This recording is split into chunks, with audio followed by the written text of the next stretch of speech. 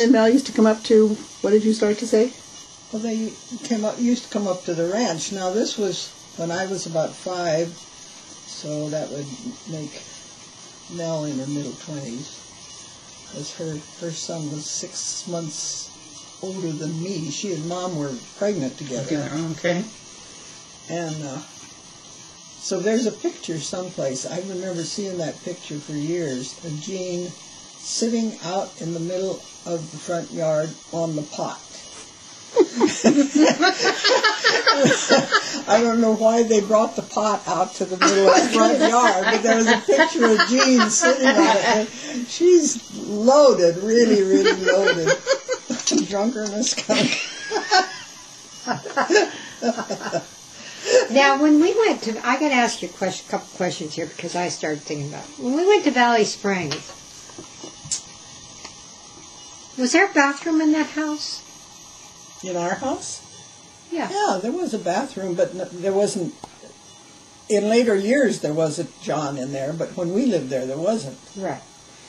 Betsy used to always excuse herself from dinner, lunch, breakfast, whatever. And she always had to go to the toilet.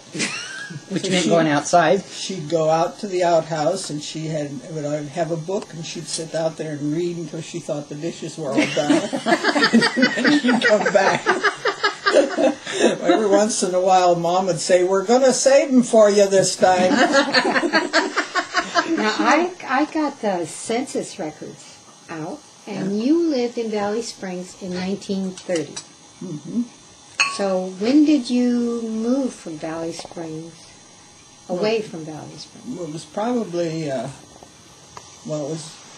around 1938 or 39 during the Depression, when the Depression was really bad. So when did you move to Valley Springs then? Because you said that Barb was born there. Yeah. And Paul was born there. Yeah, right, in town. In town. They were born in town. And what was the name of the street that you lived on in town? I don't know. They lived on. I don't know. You don't know what the name of the street was. I don't know if the streets even had names in those days. That's true.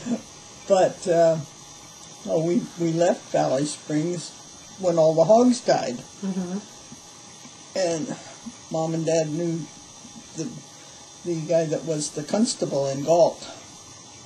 And so he and his wife had come up to visit him.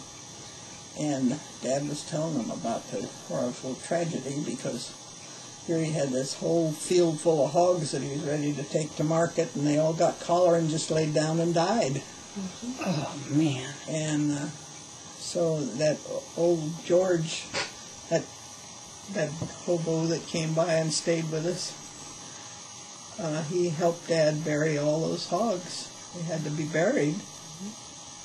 And then so Frank Gann said, "Well, why don't you come to Galt?" He says, "We don't have a plumber or an electrician, and you're both." He says, "Come to Galt and start your own business." Mm-hmm. So that's when we moved to Galt.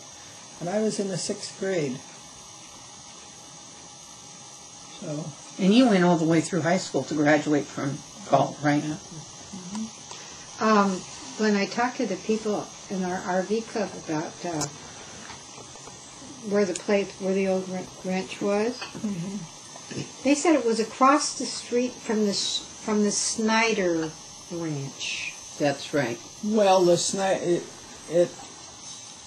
people that lived across the street when we were there, their names were Vogelsang. Vogelsang. Yeah. That's a nice name.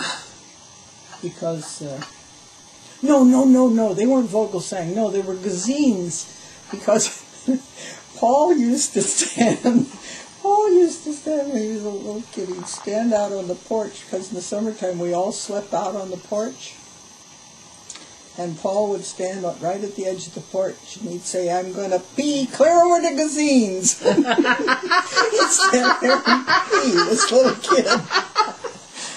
Yeah, it was the Gazines that lived there then. Now it could have been named that a ranch for somebody that was there before. I seem or to somebody remember after. that when we went up with Mom and Dad, that there's a sign And they have a dirt road down to where the ranch house is, but there's a sign out Across in front. the street. Yeah, that says Snyder. So, Well, that probably was somebody that bought it from the Gazines and Yeah. named it the Snyder Ranch, or bought it from whoever owned it then. But that was the Gazines Ranch. They were the Gazines when we were there. Because the people that I talked to, she's 84.